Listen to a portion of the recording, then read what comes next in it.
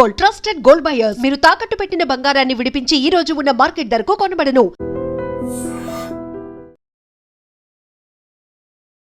తనకంటూ ఒక గుర్తింపు కోసమే ప్రయత్నిస్తున్న ఒక ట్రాన్స్‌జెండర్ కథ మీకు చెప్పబోతున్నాను.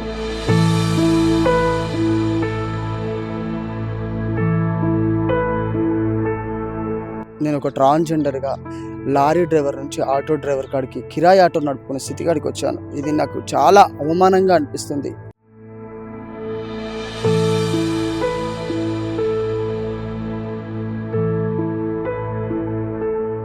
ప్రతి ఒక్కరికి ఎవరో ఒకళ్ళు బ్యాక్ బోన్‌గా ఉండి నువ్వు ఇది చెయ్యని సపోర్ట్ చేసేవాళ్ళు ఉంటారు. అలా మీకు ఎవరైనా ఉన్నారా? మా తమ్ముడు ఆటో నడిపేది. అలా నా ప్రయాణం స్టార్ట్ అయింది. అక్కడి నుంచి తమ్ముడు కరెంట్ షాట్ వచ్చి చనిపోయాడు. తర్వాత హెవీ లైసెన్స్కి వెళ్ళినప్పుడు మీకు మేలు ఫీమేల్కే ఉంది, మీకు లేదు అని అన్నారు. అక్కడ మేల్ ఎవరైతే ఉన్నారో వాళ్ళు కంటే బాగా నేను డ్రైవింగ్ టెస్ట్లో చేశాను. కానీ ఇక్కడికి వచ్చి మేల్ ఫీమేల్కే ఉందన్న కల్లా నా బాధకి ఎవరికి చెప్పుకోవాలో అర్థం కాని పరిస్థితిలో. కుటుంబాన్ని పోషించుకోవాలి. అప్పటికి తమ్ముడు చనిపోయాడు.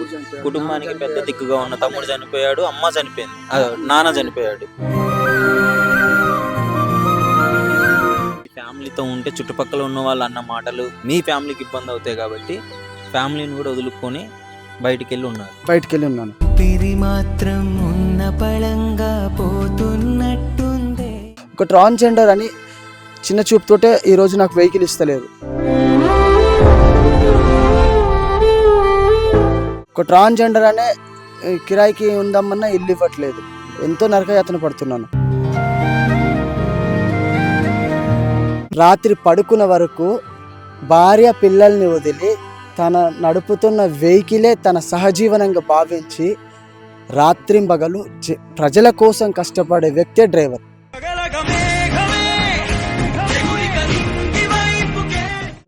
This is Pavan. సో ఈరోజు నేను మీకు చెప్పబోయే కథ చాలామందికి ఇన్స్పిరేషన్గా మిగులుతుంది. ఇంకా చాలామందికి ఒక మోటివేషనల్గా కూడా ఉంటుంది. అంటే చిన్నప్పటి నుంచి ఎన్నో అవమానాలు, ఎన్నో ఇబ్బందులు ఎదుర్కొని 20 ఏండ్లుగా తన సమాజంలో తనకంటూ ఒక గుర్తింపు కోసము ఎంతో కష్టపడుతూ సమాజంలో ఆటుపోటు మాటలు, అవమానాలు వాటన్నిటిని ఎదుర్కొంటూ తనకంటూ ఒక గుర్తింపు కోసం, అంటే సమాజంలో ఉన్న వాళ్ళ కమ్యూనిటీకి ఉన్న పేరు తనకు రాకూడదు అని తనకంటూ ఒక గుర్తింపు కోసమే ప్రయత్నిస్తున్న ఒక ట్రాన్స్‌జెండర్ కథ మీకు చెప్పబోతున్నాను. అంటే తను డ్రైవింగ్ ఆటో తోలుకుంటూ అంటే సమాజంలో అంటే అందరిలా కాకుండా ఆత్మధైర్యంతో అందరిలా భిక్షాటన చేస్తూ అందరిని బెదిరించి డబ్బులు తీసుకునే వాళ్ళు చాలామంది ఉన్నారు. వాళ్ళ ఇలా కష్టపడి ధైర్యంగా ముందుకెళ్ళి సమాజాన్ని ఎదుర్కొని ఈ విధంగా ఉండే వాళ్ళకు కూడా ఒక కొంత బ్యాడ్ నేమ్ వస్తుందని చెప్పుకోవచ్చు. ముఖ్యంగా నేను చెప్పే కథ ఇప్పుడు కే. సమంత గారిది. ఒక ట్రాన్స్‌జెండర్‌గా తన జీవితాన్ని ఎన్నో ఆటుపోట్లతో ఎదుర్కొంటూ ఇప్పటికీ తన జీవితంలో పోరాడుతూనే ఉంది ఈ సమాజంతో. ఒకసారి మీరు ఇక్కడ క్లియర్‌గా చూడొచ్చు. ట్రాన్స్‌జెండర్‌గా నా బతుకు పోరాటం అని చెప్పేసి తను ఇక్కడ రాసింది. నేను కొంతకాలంగా డ్రైవర్‌గా కిరాయి ఆటోతో జీవనం సాగిస్తున్నాను. ఆటో ఇప్పించమని ప్రభుత్వం వద్దకు వెళ్తే నాకు ఎటువంటి స్కీములు వర్తించవు అని చెప్తున్నారు. కారణం నేను రెడ్డి అవ్వడం వల్ల అని చెప్పేసి ఆమె రాసుకొని మీ దగ్గర నుంచి ఒక చిన్న సహాయం కోరుతుంది, ఎంతైనా కావచ్చు అని చెప్పేసి. అంటే నిజంగా ట్రాన్స్‌జెండర్లు అందరికీ చాలామందికి బయట చూసే విధానం వేరే ఉంటుంది. వాళ్ళు కనీసం రూముల కోసం వెళ్తే రూమ్స్ ఇవ్వరు.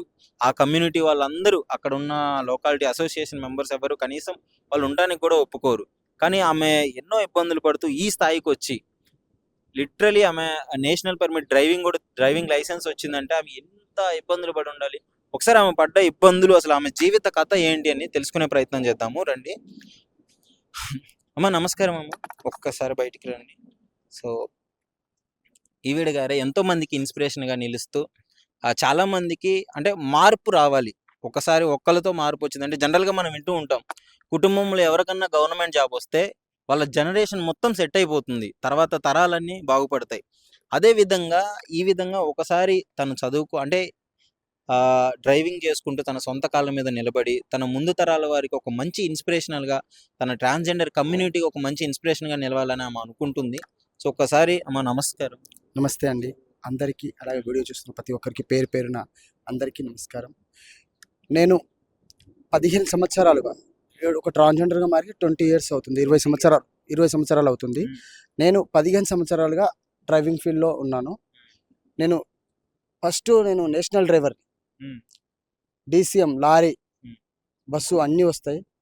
కానీ ఎప్పటి నుంచి అసలు మీకు ఈ డ్రైవింగ్ ఫీల్డ్ ఇందులోకి వెళ్ళాలని ఎలా అనిపించింది? అంటే ప్రతి ఒక్కరికి ఎవరో ఒకరు బ్యాక్ బోన్గా ఉండి నువ్వు ఇది చెయ్యని సపోర్ట్ చేసే వాళ్ళు ఉంటారు. అలా మీకు ఎవరన్నా ఉన్నారా? మా తమ్ముడు ఆటో నడిపేది, అలా నా ప్రయాణం స్టార్ట్ అయింది. అక్కడ నుంచి తమ్ముడు కరెంట్ షాట్ వచ్చి చనిపోయాడు. అదే ఆటోతోటి నేను ప్రయాణం సాగించాను. సో అలా DCM వరకు వెళ్ళాను. ఆ ఆటోలు మొత్తము ఏమైందంటే గిరాకులు వస్తలేవు, బస్సులు చాలా వేసి అప్పుడు కేసీఆర్ తెలంగాణ ప్రభుత్వం రాగానే గిరాకులు వస్తలేవు. అప్పుడు నేను ఇలా DCM ఫీల్డ్కి వెళ్ళాను. 1-2 రోజుల్లోనే DCM నేర్చుకొని నేషనల్ మొత్తం తిరిగాను, భారతదేశం మొత్తం తిరిగాను. DCM తోటి పెద్ద పెద్ద లోడ్లు 12 టన్నులు 15 టన్నులు అలా వేసుకెళ్ళేది. లైసెన్స్ అప్పుడు మీకు ఏమి ఇబ్బంది కాలేదమ్మా మరి లైసెన్స్ తీసుకునే ప్రాసెస్ లో? నేను లైసెన్స్ తీసుకున్నాను. ఫస్ట్ నార్మల్ లైసెన్స్ ఇచ్చారు 4 వీల్. తర్వాత హెవీ లైసెన్స్కి వెళ్ళినప్పుడు మీకు మేలు ఫీమేల్కే ఉంది, మీకు లేదు అని అన్నారు. అక్కడ మేల్ ఎవరైతే ఉన్నారో వాళ్ళు కంటే బాగా నేను డ్రైవింగ్ టెస్ట్లో చేశాను. కానీ ఇక్కడికి వచ్చి మేల్ ఫీమేల్కే ఉంది అన్న వరకల్లా నా బాధకి ఎవరికి చెప్పుకోవాలో అర్థం కాని పరిస్థితిలో. తెలిసిన వృత్తి అది, దాని ద్వారానే మీరు కుటుంబాన్ని పోషించుకోవాలి. అప్పటికి తమ్ముడు చనిపోయాడు, కుటుంబానికి పెద్ద దిక్కుగా ఉన్న తమ్ముడు చనిపోయాడు, అమ్మ చనిపోయింది, నాన్న చనిపోయాడు. అమ్మ నేను ఇద్దరమే ఉన్నాం. నాకు ఈ భిక్షాటన మీద నాకు ఇష్టం లేదు. నేనంటూ ఏదో సాధించాలి అనే ఉద్దేశంతో ఈ వచ్చిన డ్రైవింగ్ వృత్తిని ఎన్నుకున్నాను. ఇబ్బంది అవుతున్నాను, మనసు చంపుకొని అడుకోలేకపోయినా. నేనంటే ఎందుకు కష్టపడకూడదు? ఒక కన్ను లేని వాళ్ళు కూడా ఈరోజు జాబ్ ఏదో చేస్తున్నారు, చేయలేని వాళ్ళని చూస్తున్నాను. నాకు ఒక దేవుడు ఒక లోపం ఇచ్చాడు, కాలు రెక్కలు బాగానే ఉన్నాయి, నేను కష్టపడి బతకగలను అని నేను ముందడిగేసి మా అమ్మ గారి సహకారంతో మా అమ్మ నాకు వెన్నుగా నిలిచింది. అంటే ఏమవుతుందంటే ఇప్పుడు ట్రాన్స్జెండర్ అని తెలియగానే ఇంట్లో నుంచి బయటికి గెంటేస్తారు చాలా మందిని. నేను నా కల్లారా చూశాను. అలాంటిది మీ కుటుంబం మీకు సపోర్ట్ ఇచ్చిందా స్టార్టింగ్ లో తెలిసిన తర్వాత? నాకు ఇచ్చింది. మా అమ్మ ఇచ్చాడు, మా తమ్ముడు ఉన్నప్పుడు ఇట్లా నాకు సపోర్ట్ ఇచ్చారు. వద్దు ఈ భిక్షటన, నువ్వు ఇలా సర్జరీ చేయించుకొని వచ్చినా సరే మాతో పాటు ఉండన్నారు. కానీ ఇప్పుడు ఒక కిరాయి ఇంట్లో ఉంటే వాళ్ళు కిరాయికి ఇచ్చినా కానీ ఇప్పుడు ఈ రోజు ఉన్న పరిస్థితి, వాళ్ళు ఒక అద్దె ఇస్తున్న అతను కిరాయికి ఇచ్చిన పక్క వాళ్ళు వాళ్ళని ఎందుకు పెట్టుకున్నారు అంటున్నారు. కిరాయిలకు కూడా ఇల్లు అంటే కనీసం ఏంటి, ఓన్లీ ద రీజన్ మీరు ట్రాన్స్జెండర్ అవ్వడం వల్ల మీకు రెంట్లకి ఇవ్వట్లేదు. అలాంటి పరిస్థితిలో నా తమ్మినికి ఇబ్బంది కావద్దని నేను మా కల్చర్ ఎవరైతే ఉన్నారో వాళ్ళ దగ్గరకు వచ్చినప్పుడు, మీ ఫ్యామిలీతో ఉంటే చుట్టుపక్కల ఉన్న వాళ్ళు అన్న మాటలు మీ ఫ్యామిలీకి ఇబ్బంది అవుతాయి కాబట్టి ఫ్యామిలీని కూడా వదులుకొని బయటికి వెళ్ళి ఉన్నాను. మాత్రం ఉన్న పళంగా పోతున్నట్టుందే. ఎప్పుడైతే తమ్ముడు చనిపోయాడో అమ్మ ఒకతే ఉన్నప్పుడు ఇంకా అమ్మ ఒకటే మాట అనేది, ఎద్దైనా ముద్దైనా నువ్వే నాకు, నీ భిక్షాటన వద్దు, తమ్మిన ఆటో నడుపుకొని బతికాను. తమ్మిన ఆటో ఒక 2 సంవత్సరాలు నడిపాను. ఇంకా గిరాకులు రావట్లేదు. అలా నాకు తెలిసిన ఇంకో డ్రైవర్ సహాయంతో నేను DCMలోకి వెళ్ళిపోయాను. DCM తీసుకోలేదు, తనతో పాటే నడుపుకున్నాను, కొన్ని చేశాను. అంటే మీకు వచ్చి ఇప్పుడు మీకు లైసెన్స్ ఏమేమి ఉన్నాయమ్మా? ఇప్పుడు హెవీ లైసెన్స్ ఉంది. హెవీ లైసెన్స్ రావడానికి కూడా చాలా కష్టపడ్డాను. నేషనల్ మొత్తం హెవీ లైసెన్స్ తోటి నేను ప్రతి ఒక్క బండి నడుపుతాను. అంటే ఏంటంటే ఇప్పుడు ఫీమేల్ కి మేల్ కే ఉంది అని అన్నారు, ట్రాన్స్ కి లేదు అన్నారు. మరి ఎలా వచ్చింది మీకు ఆ ప్రాసెస్? ఎవరైనా హెల్ప్ చేశారా?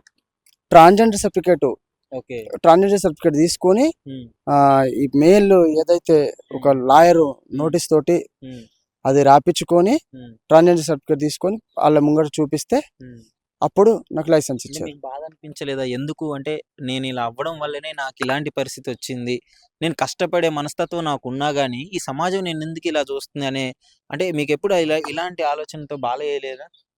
ప్రతిరోజు బాధపడుతూనే ఉన్నానండి, ప్రతిరోజు ఇప్పటికిట్లా బాధపడుతూనే ఉన్నాను. ఒక ట్రాన్స్జెండర్ అని చిన్న చూపుతోటే ఈ రోజు నాకు వెహికల్ ఇస్తలేరు. సివిల్ ఉంది, నాకు లైసెన్స్ ఉంది, ఉమ్, వెహికల్ ఇవ్వట్లేదు, ఫైనాన్స్ ఇవ్వట్లేదు. ఉమ్, ఒక ట్రాన్స్జెండర్ అనే కిరాయికి ఉందామన్నా ఇల్లు ఇవ్వట్లేదు. ఉమ్. ఎంతో నరకయాతన పడుతున్నాను. నేను అన్ని మీతో పాటు ఒక జనజీవన స్రవంతిలో కలిసి నేను కూడా ఒక మనిషిని ఆయన గుర్తించాలని మీరు గుర్తించాలని నేను అనుకుంటున్నాను. అనుకుంటున్నారు. కానీ మమ్మల్ని సమాజం కొంతమంది హక్కున చేర్చుకుంటున్నారు, కొంతమంది ఇంకా దూరం కొడుతున్నారు. వాళ్ళకంటే ఎక్కువ ప్రభుత్వం నుంచి ఏ సదుపాయాలు రావు. ప్రభుత్వం ఎలా అంటే నేను రెడ్డి అవ్వడం నా దురదృష్టమా ఏమో నాకు అర్థం అవ్వట్లేదు. స్కీమ్స్ ఏం లేవు. స్కీమ్స్ ఏం లేవు, మీరు రెడ్డి ఉమ్, మీకేమీ రావంటున్నారు. భిక్షాటన నుంచి ఇలా కష్టపడి బతున్నందుకు వాళ్ళు అంటే ఇప్పుడు అనిపించలేదమ్మా మీకు, అంటే అరే బయట అందరూ భిక్షాటన చేసి లక్షలు సంపాదిస్తున్నారు, నేను రోజువారి కూలీ కోసం ఇంత కష్టపడుతూ నిజాయితీగా ఉన్న నాకెందుకు ఇన్ని బాధలు అని మీకు అనిపించలేదా? బాధలు అనిపిస్తాయండి. బాధ ఉంది ఇప్పటికిట్లా. నా కడుపులో ఎంత ఎంత బాధ ఉందో అది ఏడ్చి కళ్ళ రూపంలో చెప్పలేకపోతున్నాను. ప్రతి క్షణము నేను బాధపడుతూనే ఉన్నాను, నా తల్లిని బాధ పెడుతూనే ఉన్నాను. కానీ ఏదో ఒక క్షణం వస్తుంది మనకంటూ. ధైర్యంగా ఎవరో ఒకరు సహాయం చెయ్యరా, ఉమ్, నేను వెహికల్ తీసుకుంటాను. నా ఆశయం గొప్పది, నా కష్టం కంటే నా ఆశయం గొప్పది. నిజంగా చాలా అమ్మా. ఇప్పుడు బయట ఎంత మీకు ఛాన్సులు ఉన్నా కానీ మీరు కష్టపడి పని చేసుకుంటూ వచ్చే ఆ రోజువారి వచ్చే 1000 రూపాయల కోసం మీరు ఇంటిని నడుపుకుంటూ ఇంత కష్టపడుతున్నారే, అంటే బయట ఈ మధ్య కూడా మారింది చాలా వాటికి. పోలీసులు ట్రాన్స్జెండర్లు అవ్వడము, మన మెట్రోలలో ట్రాన్స్జెండర్లు ఉండడము, వాళ్ళకి చదువు తగ్గట్టు రావడము, ఇట్లాంటివన్నీ చూసినప్పుడు మీలాంటి వాళ్ళు ఇట్లా ముందుకు వచ్చి ఇట్లా ఉండడము, ఇదే మార్పు. సమాజంలో ఇలాంటి మార్పే కావాలి కదా. అది కూడా ఇప్పుడు కానిస్టేబుల్ జాబ్ ఇచ్చారండి, మెట్రోలో ఇట్లా జాబ్స్ ఇచ్చారు. కానీ నేను వెళ్ళి చేయలేం కదండి. నాకు నాకు నాకు ఇష్టమైన, ఎవరికైనా ఇష్టమైన పనిలో ఉంటాము. నువ్వు 10 లక్షల జాబ్ ఇచ్చినా నాకు వద్దు. నాకు డ్రైవింగ్ చేయమని నిజాయితీగా సంతోషంగా నచ్చిన చేస్తాను. పని చేసుకుంటున్నారు. నాకు డ్రైవింగ్ అంటే ప్రాణం. ఉమ్, ఇప్పుడు పొద్దున్న నుంచి తినలేదండి, ఉమ్. అలా అయినా నేను డ్రైవింగ్ చేస్తాను. నాకు అంత పానం. అంటే ఇప్పుడు మీరు డ్రైవింగ్ చేస్తుంటారు కదా, ఇప్పుడు కస్టమర్లు ఎక్కుతుంటారు.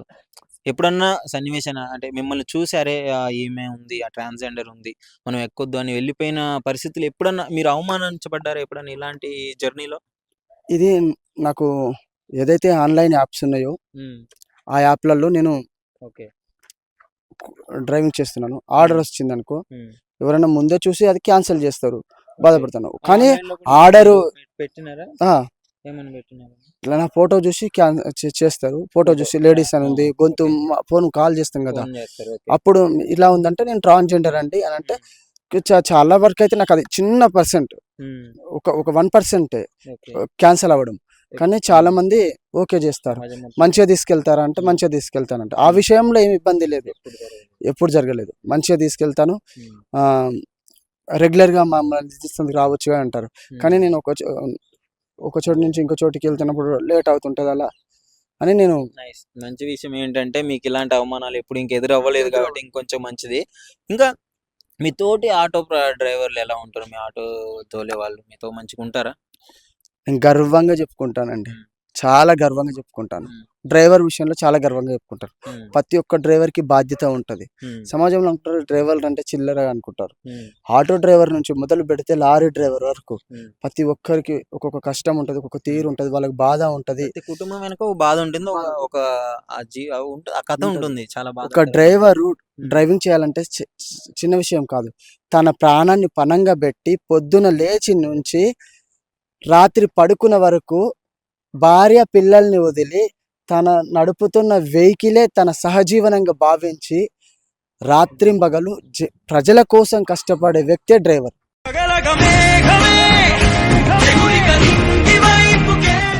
అంటే మీ మాటల్లో అర్థమవుతుందమ్మా మీకు డ్రైవింగ్ అంటే ఎంత ఇష్టమో. అంటే ఈ ఫీల్డ్కి వచ్చిన తర్వాత అంటే ఇప్పుడు మీ కుటుంబానికి ఇప్పుడు మీకు సిటీ ఎక్కడి నుంచి ఉంది? మీకు ఎంత దూరం ఉంటుంది? నాకు సిటీకి నాకు మాది దండుమైలారము, ఎల్బీ నగర్ 40 కిలోమీటర్స్ ఉంటుంది. ఓకే. 40 కిలోమీటర్ నుంచి అప్ అండ్ డౌన్ చేయాలంటే నా తోటి కాదని సిటీకి వచ్చి రూమ్ తీసుకుందామంటే రూమ్ ఎవ్వరు ఇవ్వరు. ఇవ్వట్లేదు. ఇప్పుడు ఏమన్నారు తీసుకునేటప్పుడు?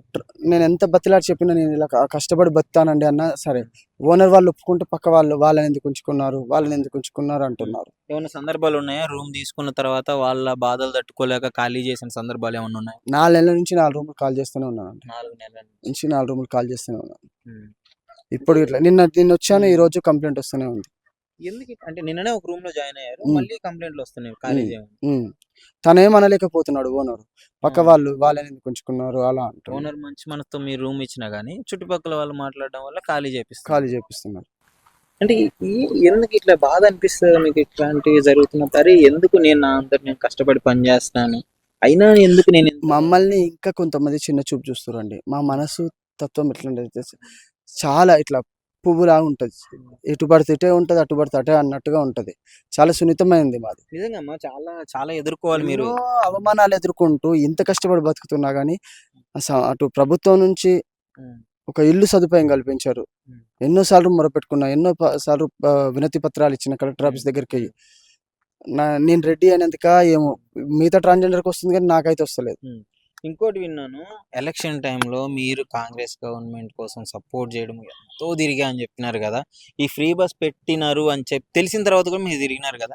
ఫ్రీ బస్ వస్తే మీకు కొంచెం ఇబ్బందికరంగా ఉంటుంది అనే విషయం తెలుసు మీకు, అయినా కానీ తిరిగినారు కదా. మరి ఏంటి పరిస్థితి ఇప్పుడు? అంటే అక్కడ ప్రతి డ్రైవర్కి ఉమ్, ఫస్ట్ ఏం చేస్తామంటే ఒక యూనిటీ కోసం పోరాటం చేస్తాం. ఉమ్, డ్రైవర్కి సంక్షేమ పథకం అమలు చేస్తామన్నారు. ఉమ్, అంటే ప్రత్యేక బడ్జెట్, ఒక యూనియన్ సంక్షేమ బోర్డు ఏర్పాటు చేస్తామన్నారు. అనుకున్న స్థాయిలో. ఒక మేనిఫెస్టో బుక్ ఇచ్చారు. ఉమ్, అది అందరికి ఇట్లా ఇవ్వలే. నేను మేనిఫెస్టో రిలీజ్ రోజు అక్కడికి వెళ్ళాను గాంధీ భవన్కి, నాలాంటి వాళ్ళకి ఇచ్చారు. ఉమ్, అది చూస్తే కళ్ళ సంబరం అనిపించింది. ఆ మేనిఫెస్టో చూస్తే ఎంతో ఆనందం అనిపించింది. ఉమ్, ఇందులో ఏ గవర్నమెంట్ ఇట్లా కల్పించని విధంగా ఉంది మేనిఫెస్టో అని. కానీ ఆ రోజు ప్రతి ఆటో డ్రైవర్ దగ్గరికి వెళ్ళి జెండా కట్టుకొని తిరిగి కాంగ్రెస్ ప్రభుత్వానికి వెయ్యాలి, మనకి 12,000 ఇస్తుంది సంవత్సరానికి అని సపోర్ట్ చేశాను. ఫ్రీ బస్ వచ్చింది. ఆ ఫ్రీ బస్ వల్ల నష్టాలు గవర్నమెంట్కి, లోటు నష్టాల పాలు. ఎందుకంటే ఒక రోజుకి ఇంచుమించు 14 లక్షలు బస్సు నడిపితే వచ్చేది, ఇప్పుడు 7 lakhs 5 lakhs వస్తుంది. 7 లక్షలు గవర్నమెంట్ కట్టాల్సిందే కదా. గవర్నమెంట్ అంటే ఎవరు? మనమే కదా, ప్రజలమే కదా. అది ఫ్రీ ఎట్లా అవుతుంది? ఇంకొక విషయం ఏంటంటే, నాలాంటి ఆటో డ్రైవరు ఈరోజు లేకపోతే ముందున్న ప్రభుత్వం అయినా సరే, ఈ రోజు ప్రభుత్వం అయినా సరే, ఏ ప్రభుత్వం అయినా సరే, మీరు డ్రైవర్ పుట్ట కొట్టకండి. ఒకటే నేను మనవి చేసేది, ప్రతి ఒక్కరు డ్రైవర్ని వాడుకునే వాళ్ళే. ఏ విధంగా అంటారంటే, ఒక ప్రభుత్వము రావాలంటే డ్రైవర్ కృషి ఎంతో ఉంటుంది. ఈ ఆటో నేను నడుపుతాను, ఒకవేళ నేను ఒక ట్రాన్స్జెండర్ అయినా నా వెనకాల కూర్చున్న వాళ్ళు ఏం మాట్లాడుకుంటుంటే పాలిటిక్స్ గురించి మాట్లాడుతుంటే, లేదు ఇప్పుడు గవర్నమెంట్ వస్తే ఇలా పనిచేస్తుంది అని చెప్తాము, వాళ్ళకి ఆదర్శంగా నిలుస్తాము. అలా 3 ఓట్లు గుంజుకొచ్చే బాధ్యత మా మీద ఉంటుంది, మా డ్రైవర్ల మీద. కానీ ప్రతి ప్రభుత్వం డ్రైవర్లను దొక్కుతుంది. ఇదొకటి బ్యాడ్, నాకు చాలా బాధ అనిపిస్తుంది. మనం ఉచిత పథకాలు అని అనకూడదు ప్రతి ఒక్కరు కూడా, ఎందుకంటే నాకు ఎంతో అంతో నేను డ్రైవింగ్ ఫీల్డ్లో తిరిగాను కాబట్టి చెప్తున్నాను. ప్రతి స్టేట్లో డెవలప్మెంట్ జరుగుతుంది, కానీ 2 తెలుగు రాష్ట్రాలలో జనాలకు పంచిపెట్టడం వలన డెవలప్మెంట్ ఆగిపోతుంది. ఇది ఉచిత పథకం కాదు, మన పైసలు మనకి తీసి ఇవ్వడం. ఒక స్వచ్ఛమైన పరిపాలన చేయండి. మీరు ఏవైతే అంటారో అవి నెరవేర్చే విధంగా ఉండాలి ప్రభుత్వం. ఇప్పుడు సగంలో సగం గిట్లా నెరవేర్చాలి. 60-30 హామీలు ఇచ్చి ఒక బుక్ తయారు చేస్తే అందులో 2 హామీలు. నాకు ఒక కరెంటు బిల్లు వస్తుంది, 0 కరెంటు బిల్లు, అందులో నేను ఉండలేను. రెంట్కి ఉన్నప్పుడు కరెంటు బిల్లు కట్టాల్సిందే. ఒక గృహప్రవేశము లేదు, ఇల్లు లేదు. పథకాల వల్ల మీకు ఎఫెక్ట్ అయింది లేదు, మీకు ఉపయోగపడింది ఏమీ లేదు. అంటే ఎంత సంపాదిస్తారు రోజుకి మీరు ఆటోలో? ఈ ఆటో కిరాయి వచ్చేస్తే రోజుకి 400. ఆటో కిరాయి మీరు ఎంత సంపాదించినా 400 పక్క ఆటోకి ఇవ్వాలి, పక్కకు పెట్టాలి. గంటకి 200 లెక్క వస్తుంది ఆటో మీద. అది ఆన్లైన్లో మనం కష్టపడితే, ఒక గంట కష్టపడితే 200. అంటే రోజుకి జనరల్ గా అసలు మీకు ఎంత, రోజుకి ఎన్ని గంటలు కష్టపడతారు? నేను ఒక 10 గంటలు. 10 గంటలు పొద్దున్న 10 లాంగ్. ఐదున్నర నుంచి డ్రాపులు పడతాయి. నేను ఉండేది ఐదున్నర నుంచి డ్రాపులు పడతాయి. 10 గంటలు కష్టపడతాను. ఒక 2,000 అనుకుంటే 400 గ్యాస్, అది బండి రెంట్ తీసేయాలి. 600 రూపాయలు గ్యాస్. 1000 రూపాయలు రోజు 600 గ్యాస్ అయిపోతుంది. ఇంకొక విషయం ఏంటంటే, ఇది నాది సిటీ పర్మిట్ కాదు, కానీ అలా ఆయన చూసి చూడనట్టు సాయం చేయడం వల్ల నేను తిప్పగలుగుతున్నాను, తోలుకుంటున్నాను నా పరిస్థితిని బట్టి. అదొక సహాయం చేస్తుంది. 1500 2000 600 దీనికే పోతున్నాయి. దానిక రెంట్ గిట్ల మాకు రెంట్ ఎక్కువనే ఉంటుందండి. ఆ, ఒక రెంట్. రూమ్కి 5,000 ఉమ్, నేను మా అమ్మ ఉంటాం. ఒక రూమ్కి 5,000. ఇంకా నేను సంపాదించేది ఏముంటుందో మీరే ఆలోచన చేయాలి. ఉమ్. ఒక ఇల్లు సదుపాయం అన్నా, ఒక వెహికల్ సొంతంగా కొనుక్కుంటుంది కానీ నేను ఆ స్టిక్కర్ వేసాను. ఓకే. సో ఇప్పుడు మీరు ఏం కావాలనుకుంటున్నారు? అంటే మీకు ఏం కావాలి? ఇప్పుడు మీరు ప్రజల నుంచి సహాయం కోరుకుంటున్నారు కదా, ఎలాంటి సహాయం కోరుకుంటున్నారు చెప్పండి? ముఖ్యంగా నేను ఏమంటున్నానంటే కుల వ్యవస్థ ఉండొద్దండి. ఉన్నోడు లేనోడు ఎంతో అభివృద్ధి చెందాము మనము. ఇప్పుడు భారతదేశంలో రెండో అతిపెద్ద నగరంగా హైదరాబాద్ ఎదుగుతుంది. కానీ కలెక్టర్ ఆఫీస్ కాడికి వెళ్ళినా నిధి కులమా అనే నేను అవమానాలు పడ్డా. ఒక అంబేద్కర్ ఏ విధంగా అయితే అవమానాలు పడ్డాడో అదే అవమానం నాకు కూడా జరుగుతుంది ఈరోజు. అది ఆ రోజు చదువుకోక అలాంటి సంగతి జరిగింది. ఈరోజు చదువుకున్న మూర్ఖులమై ఉండి ఆ కుల వ్యవస్థ ఏందండి? ఉన్నోడా లేనోడా అనే టాలెంట్ ఉందా? అలా చూసి మనకు అవకాశాలు రావాలి. జెండర్ పరంగా మమ్మల్ని కూడా చూడండి. జనాలకు ఒకటే. మేము ఇప్పుడిప్పుడే అడుగులు వేసుకుంటూ మీ దగ్గరికి వస్తున్నాము. ఇంకొక విషయము, బయట అందరూ మీకు సపోర్ట్ చేస్తున్నారు, మీ కస్టమర్లు కావచ్చు, ఆటో వాళ్ళు కావచ్చు. కానీ మీ ట్రాన్స్ ఆ కమ్యూనిటీ ఏదైతే ఉందో వాళ్ళు యాక్సెప్ట్ చేస్తున్నారా? అంటే మీరు ఈ విధంగా తిరిగి, అంటే మీరు ఆత్మధైర్యంతో మీరు ఇట్లా సంపాదించుకుంటున్నారు, అంటే మీరు అందులో నుంచి బయటకు వచ్చి మీరు ఇట్లా బతికినప్పుడు వాళ్ళ నుంచి ఎలా ఉంది, అసలు వాళ్ళ రియాక్షన్ ఎలా ఉంది? ఒక్క విషయం అండి, మీరు ఇప్పుడు ఇలా టక్కు వేసుకొని ఇలా చూస్తాను ముద్దు వచ్చారు. నేనేమో ఆడు పట్టిన ముఖంతో ఉన్నాను. నా దగ్గరికి రా అంటే ఎవరు వస్తారండి? అంటే ఎలా అంటే నేను కష్టాలు పడుతూనే ఉన్నాను ఈ 15 సంవత్సరాల కాలంలో. నేను పడుతున్న కష్టాలు ప్రతి ఒక్క ట్రాన్స్జెండర్ చూస్తూనే ఉన్నారు. మీరు కొంచెం ఎంతో కొంత భిక్షాటన చేసుకొని 1 గంట 2 గంటలు భిక్షాటన చేసుకొని ఎంతో వచ్చిన దాంట్లో సంతృప్తిగా ఉన్నారు. వచ్చి కష్టపడి అంటే ఎవరు వస్తారండి? నాకు అవకాశాలు నాకు నిండుగా ఉంటే ఇంకో ట్రాన్స్జెండర్ని గుంజుకురావచ్చు. ప్రభుత్వం నిందాలు కల్పిస్తుంది, ఈ భిక్షాటన ఏంది వద్దు అని గుంజుకురావచ్చు. ఆత్మధైర్యంతో బతుకుదాము అని చెప్పి మీరు ధైర్యంగా తీసుకురావాల్సిన పరిస్థితి లేదు. లేదు లేదు లేదు, అస్సలు సపోర్ట్ లేదు. మీరు మీకు ఎప్పుడు అనిపించలేదు, అరే ఇంత కష్టపడుతున్నా కానీ నాకేం ఉండట్లేదు, నాకు ఎందుకు ఈ కష్టం, వాళ్ళతో పాటు వెళ్తే దర్జాగా నాకు రూమ్ అవమానాలండి. నేను ఇలా దిగజారి ఒక లారీ డ్రైవర్ నుంచి ఈ రోజు ఆటో డ్రైవర్ గా మారడానికి కులము జెండర్, ఫైనాన్స్ వాళ్ళేమో ట్రాన్స్జెండర్ అని ఫైనాన్స్ ఇవ్వరు, ఇక్కడికి వెళ్ళినా ఇవ్వలేదు. ఇప్పటికీ ట్రై చేస్తూనే ఉన్నాను. గవర్నమెంట్ ఆఫీస్ కాడికి వెళ్తేనేమో కులమని, వేరే వాళ్ళ పేరు మీద తీసుకుంటేనేమో ఇప్పటికీ ఇంచుమించు 10 లక్షల రూపాయల దాకా ఇల్లు అమ్ముకొని పెట్టాను. వాళ్ళు మోసం చేశారు నన్ను. నేను తిరిగే తిప్పుడుకు వెహికల్ 3 నెలలు కాగానే, అంటే కంటిన్యూషన్ ఫైనాన్స్లో వాళ్ళు తీసుకున్న వెహికల్ వాళ్ళకి తిప్ప శాతం కాకపోతే నేను తీసుకుంటే 2 లక్షలు ఎంతో కట్టి తీసుకుంటే 3 నెలలు కాగానే నా వెహికల్ నాకు కావాలి. అంటే మీకు ఎవరు ఇవ్వట్లేదని వేరే వాళ్ళు తీసుకున్నది మీరు తీసుకొని నడిపించుకుంటున్నా కానీ మీకు డబ్బులు వచ్చింది చూసి మళ్ళీ వెంటనే వాళ్ళు తీసుకోవడం, ఇలాంటి సంఘటనలు ఎదురవుతున్నాయి. నేను ఒక ఇండియన్ అండి, నేను బయట దేశస్తురాలని కాదు కదా, నేను ఇక్కడే ఉంటున్నాను కదా. ఇక్కడ ఇంత కట్టలు 90 కోట్లు 100 కోట్లు మాఫియా చేసి పోయి బయట ఉంటున్నారు. వాళ్ళని ఏం చేయనికి రాదు. ఒక ట్రాన్స్జెండర్ని నేను కష్టపడి బతాను, నాకు ఒక వెహికల్ సౌకర్యం కల్పించానంటే లేదు ఇక్కడ. ఓకే, మీకు గవర్నమెంట్ నుంచి కావచ్చు, అంటే ఇక్కడ చూస్తున్న వాళ్ళు కూడా ఎవరో ఒకరు ఇప్పుడు మీ కథ మొత్తం వాళ్ళు విన్నారు, వాళ్ళకి తోచినంత మీకు సహాయం చేస్తారు. ఒక్కసారి మీ మాటల్లో నా స్టోరీ ఇది నా పరిస్థితి, నాకు గవర్నమెంట్ కూడా సహాయం చేయట్లేదు అని ప్రేక్షకులను నమ్ముకొని మీరు ఇప్పుడు మమ్మల్ని సంప్రదించడం జరిగింది కదా, దాని గురించి ఒకటి. అందరికీ నమస్కారం. నేను ఒక ట్రాన్స్జెండర్గా లారీ డ్రైవర్ నుంచి ఆటో డ్రైవర్ కాడికి కిరాయి ఆటో నడుపుకునే స్థితి కాడికి వచ్చాను. ఇది నాకు చాలా అవమానంగా అనిపిస్తుంది.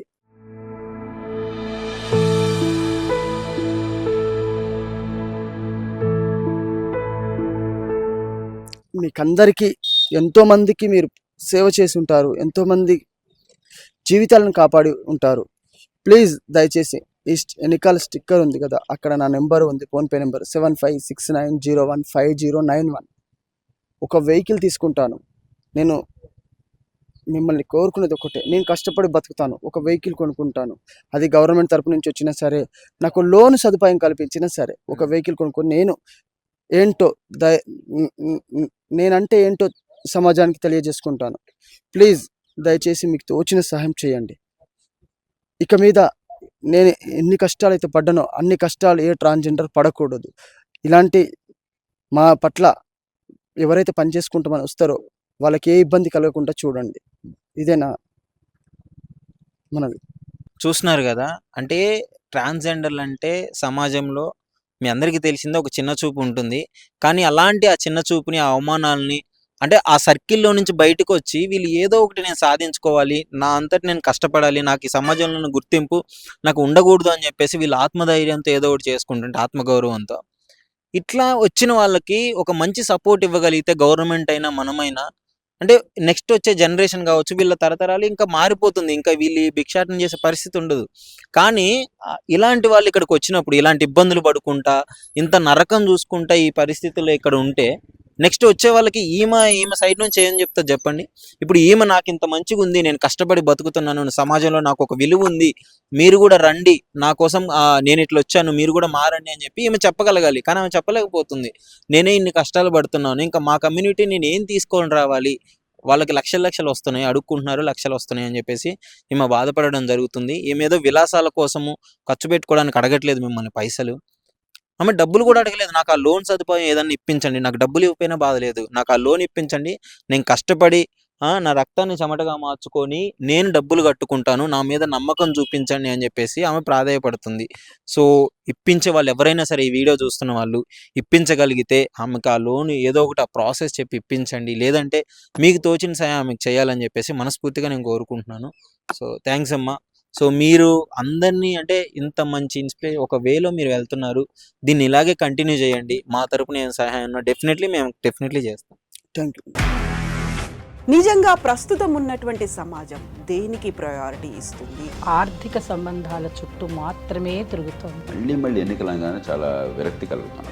మంచి అనిపిస్తుంది కదా, లేడీస్ కూడా ఛాలెంజింగ్ జాబ్స్ చేసినప్పుడు చాలా బాగుంటది. ట్రాఫిక్ అసిస్టెంట్స్ గా నియమించిన ట్రాన్స్జెండర్స్ అందరితో సాల్యూట్ చేయించుకుంటున్నారు. ఫుడ్ డెలివరీ ఇవ్వటానికి వెళ్ళినటువంటి డెలివరీ బాయ్ అనిల్ పై కళ్ళ ముందు